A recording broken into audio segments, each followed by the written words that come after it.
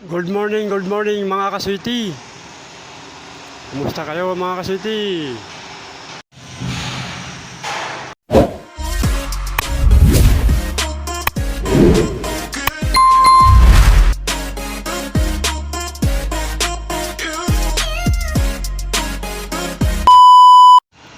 So ayan mga kaswiti, yung aming ginagawa. I-update ko lang kayo mga kaswiti. Bago tayo mag-install ng tubo ng pipe mga kaswiti, ito muna unahin natin mga kaswiti, yung kanyang hanger, full threaded rod. Una, bubutas muna tayo dito sa slab. Yan. Lalagyan natin siya ng grip anchor, saka natin ipasok to yung full thread, tapos itong hanger, saka natin to isasalpak, kakabit yung mahabang tubo na 6 meters ang haba. Ayan, dugtong-dugtong siya mga kaswiti.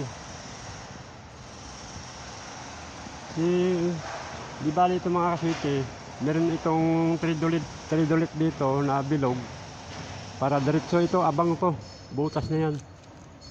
Sasalpakan nila yan ng ng 1.5 na tubo papunta doon.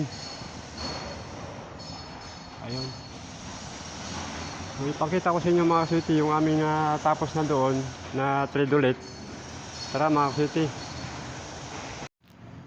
Ito na mga kaswiti yung nasabi ko na tridolit.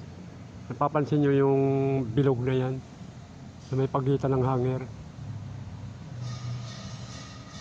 Yan po ang tridolit. Sasalpakan pa nila ng tubo yan na 1.5. Tagos sa butas na yon, yung sa biga na yan.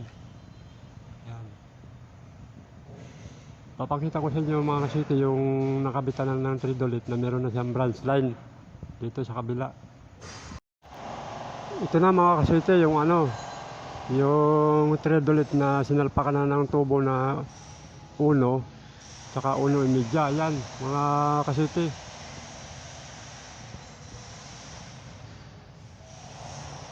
Yung tubo na nakabalagbag, yan na siya. Ang dulo niyan mga kaswiti, yan ang kinakabitan ng sprinkler.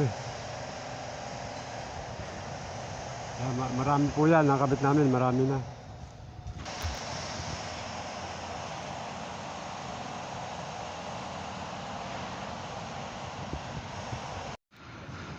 Ito yung aming threading machine mga kaswiti. Dito sila naglalagay ng thread para sa tubo na 1.5 saka yung di 1 para pangkabit dito. Ayan yung tubo na yan, yung maliit mga kaswiti. So hanggang dito lang ang ating vlog mga kaswiti.